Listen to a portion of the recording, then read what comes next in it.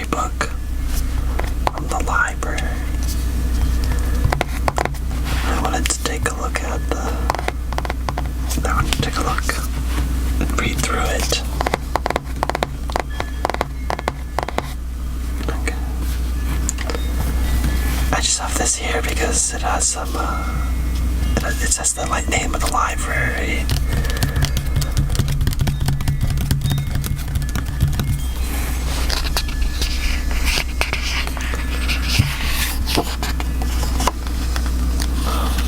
Star. You know, I am a big fan of Mario, but I've never, completely played through either of the Mario Galaxy games. So maybe I'm a fake fan, I don't know. I've played all the other 3D ones though. I don't really know why. I think it wasn't really I don't know. I did have a Wii, but I didn't really, I don't know. I feel like probably at the time I had a Wii, I was moving more towards doing computer gaming, so it was probably at a time where I just wasn't really that interested. But I do have them on the Switch now, since Nintendo released a collection of both of them. But I still haven't played through them all the way.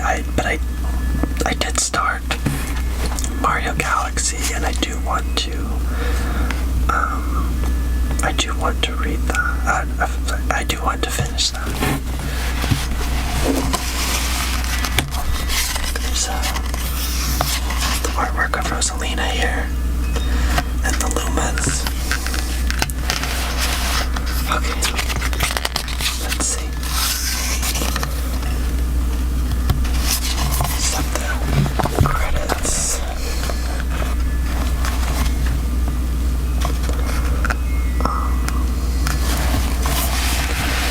The table of contents. Chapter 1, The Celestial Duo. Chapter 2, Star Bits. Chapter 3, The Comet. Chapter 4, The Dream. Chapter 5, Home. Chapter 6, Friends. Chapter 7, The Telescope. Chapter 8, The Wish. Chapter 9, Family.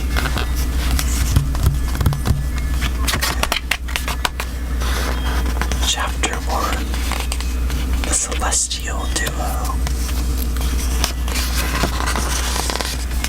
Oh wow.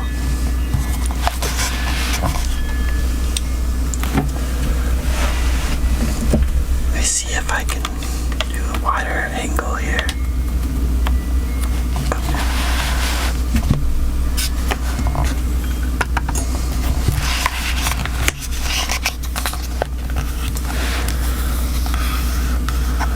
Our story begins a very, very long time ago with a young girl. One day, this girl spotted a rusted spaceship holding a small star child.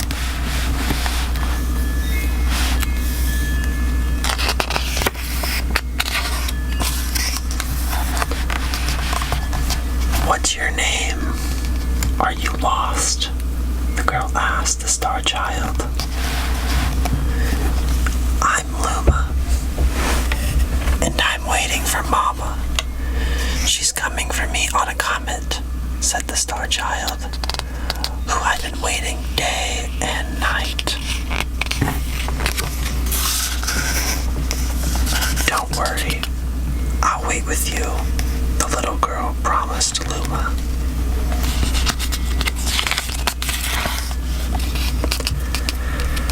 At nightfall, the little girl borrowed her father's telescope and peered into the sky. She looked and looked, but she saw nothing. Hours turned into days and then years, but still the sky revealed nothing. Finally, the little girl sighed and said to Luma, "If we stay here looking much longer, I'll be an old lady soon." But then she had an idea. "Why don't we go out there and find your mother ourselves?"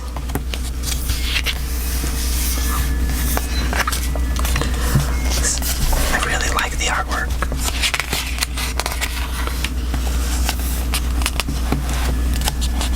The girl and Luma fixed up the rusty spaceship, and then the two set sail into the starry sky. And this is how the search for the celestial mother began. There they go. Chapter 2, Starbits.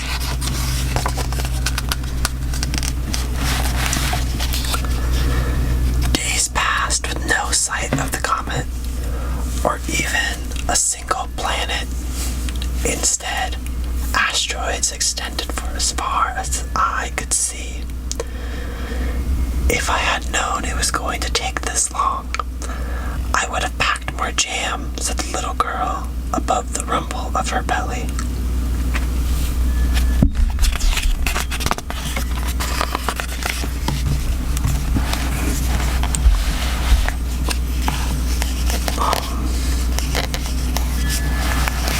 Before they left, she had packed all the essentials: telescope, butterfly net, stuffed bunny, bread, milk, jam, and apricot-flavored tea. But I forgot to bring water. At this, Luma burst into gales of laughter, and the girl began to pout. "As long as I have Starbits, I'll be fine," said Luma. "Want some?" The little girl couldn't stay mad after hearing this. Luma continued to laugh, and the girl couldn't help but join in. "All right, maybe just a nibble." Leaning far out of the ship, the pair began to collect Starbits with the girl's net. They almost fell out a few times, but they kept on collecting. The Starbits tasted like honey.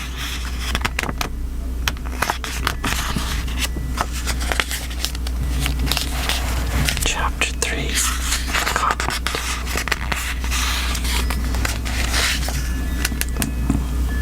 A beam of light pierced through the ship's window.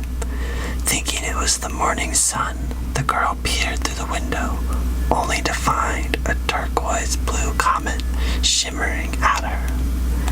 The little girl shook the sleeping Luma awake and shouted excitedly, "We have to get to that comet."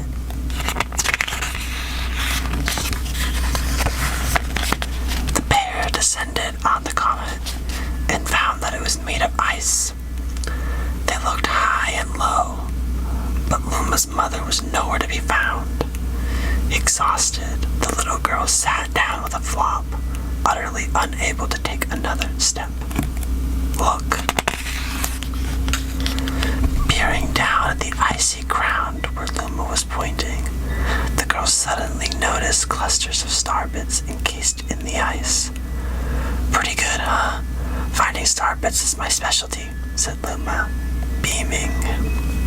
"There's ice here, but it's so warm. I'll bet there's water here too." The two decided to stay on the comet for a while. Riding the turquoise comet, the pairs continued their search for Luma's mother. Chapter 4, The Dream. One night, the girl dreamed about her own mother. "Where are you going?" she asked her mother's retreat back. Without turning, her mother replied, "Don't fret, dearest. I'm not going anywhere. I'm always watching over you like the sun in the day and the moon in the night."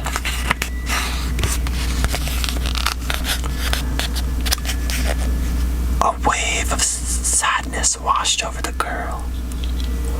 What about when it rains and I can't see the sun or the moon? Her mother thought for a moment before responding.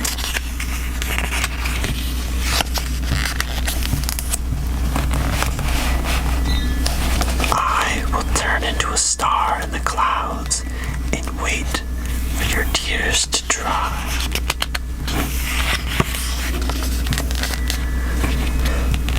When she awoke, the girl's face was damp with tears. You have star bits in your eyes, said Luma to the girl. Wiping her face, the girl replied, These are tears, not star bits. I'm crying because I'll never see my mother ever again.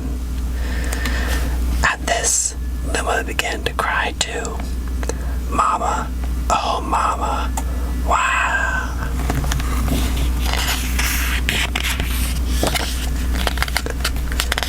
The pair traveled through the starry skies, and though they encountered many other comets, not one of them held Luma's mother. Luma was despondent.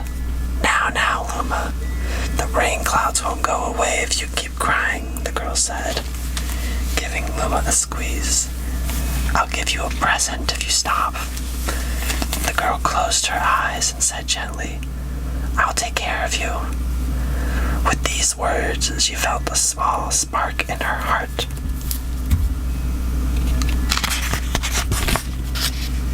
Chapter 5.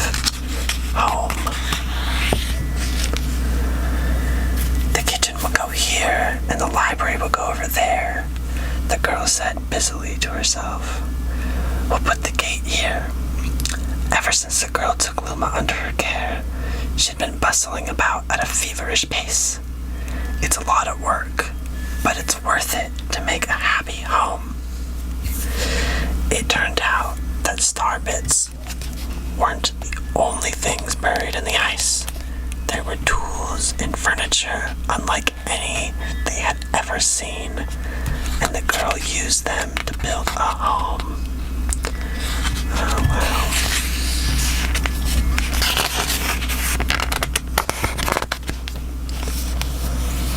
Looking at the completed house, Luma remarked, Don't you think it's awfully big for just the two of us? With a library, bedroom, kitchen, fountain, and gate, it was certainly spacious, but still, something seemed to be missing. If only my father, brother, and mother were here, the girl said wistfully. Indeed, the house was too large for its two small residents.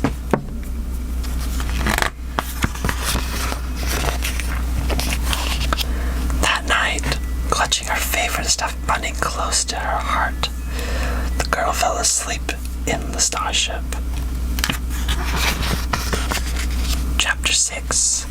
Friends. Then one day, while the girls sat sipping tea, a tiny apricot-colored planet appeared on the horizon.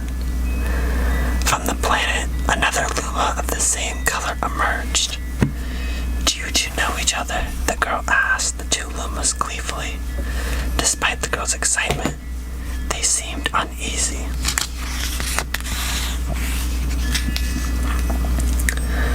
The two Lumas neither drew closer nor backed away from each other. Instead, they just stared. Then one Luma broke the silence. My mama. At once, the apricot Luma parroted back. My mama, my mama.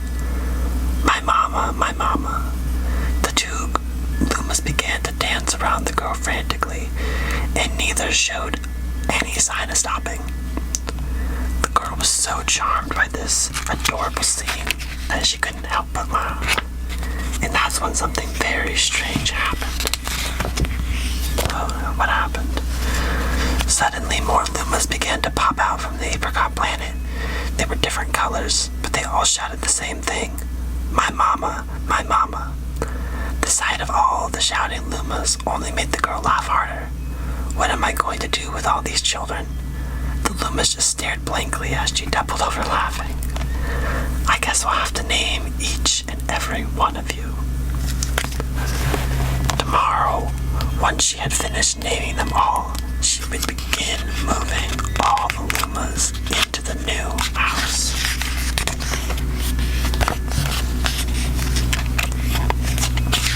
The Telescope, Chapter 7. After seeing their 100th comet, a sudden thought popped into the girl's head. I wonder if my home planet is still as blue as it was. That's when she remembered her father's telescope. Peeking into the telescope, a tiny blue dot floated into sight. It was smaller than a star bit. How strange. It's so far away, but it feels so close.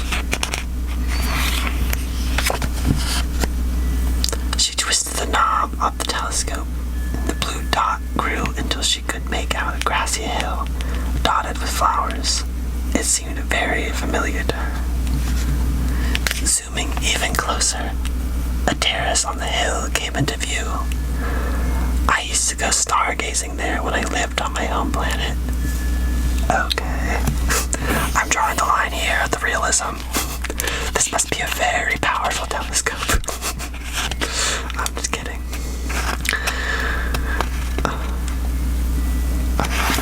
That's cool. She remembered rubbing the sleep out of her eyes as she followed her father up that hill to look at the stars.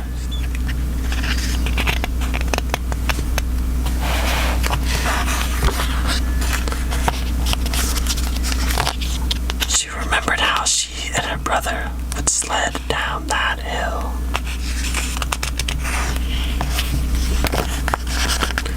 She remembered having picnics with her mother on that hill on bright and windy days. And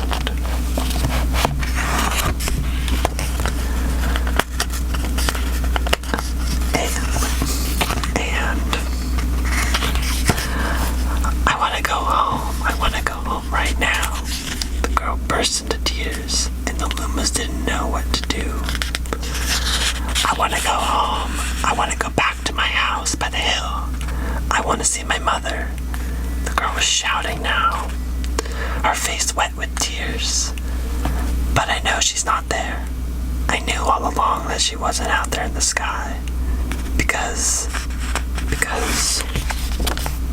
she's sleeping under the tree on the hill. Oh, I see. The girl's cries echoed through the stars, and a hush fell over the area. Okay, I really wasn't expecting this.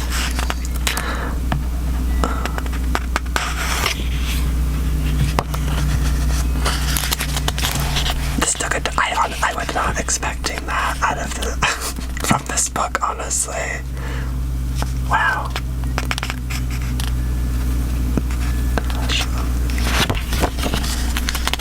Chapter 8. The Wish. Though usually quite cheery, one day the girl became sad again. Luma drew close and tried to comfort her. Mama, you still have me. And don't be sad about your mama, because she's a part of you. That means she's always close by. It's like me. I love star bits because they remind me of my mama.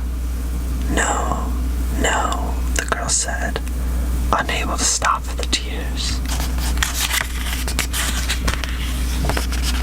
A lonely look flickered across Luma's face, but it was soon replaced by a wide grin. I have an idea. I will transform into a comet, a soaring comet that can carry you all on this journey.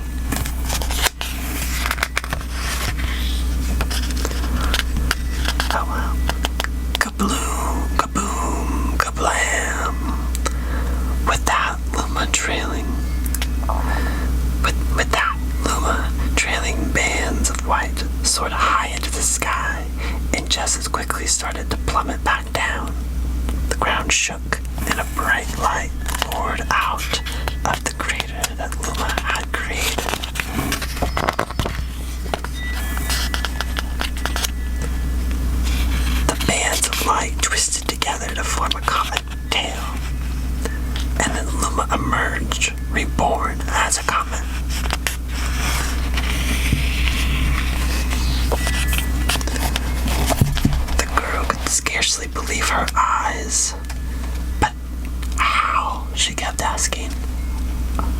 destiny as Lumas is to transform into different things, said a red Luma who had suddenly appeared.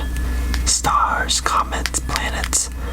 We can become all of these things. When I grow up, I want to become a star that makes someone special smile, said a green Luma. A blue Luma chimed in. That Luma turned into a real cutie of a comet, didn't he? Are they flirting with each other now?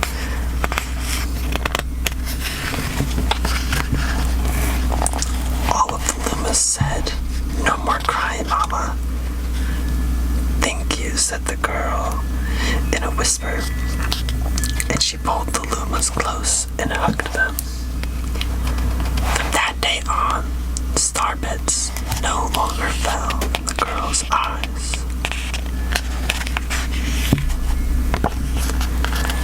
The comet set forth for the girl's home planet, its long tail blazing proudly behind it. Chapter 9. Family.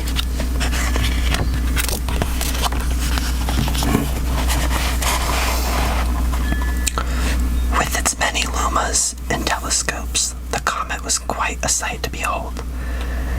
The girl and the lumas were proud to call it home. At a welcoming party for a new luma, the girl gathered everyone in the kitchen and said in a louder voice than usual, "All right, everyone, let's make a cake. A cake sprinkled with star bits. Then it will be a star cake." The lumas excitedly began to gather the ingredients.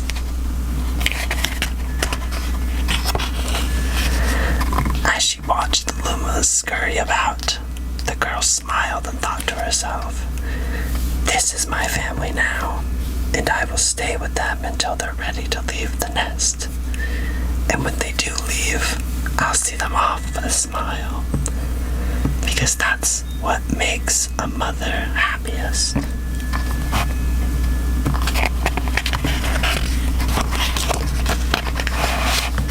That night, when the girl lay down to sleep, a soft light enveloped her and reminded her of the blue planet she once called home.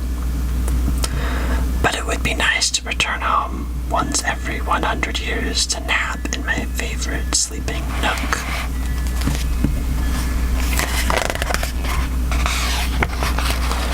The comet carrying the lumas and the girl continues on its journey to this very day. With more family members in tow than can be counted, it's said that the comet visits the girl's home planet once every 100 years, its proud white tail glittering in the sky.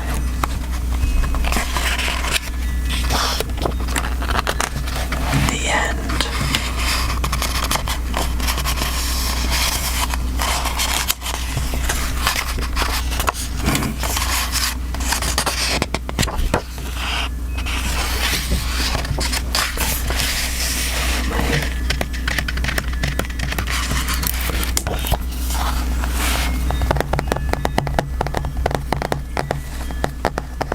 That was a pretty good book.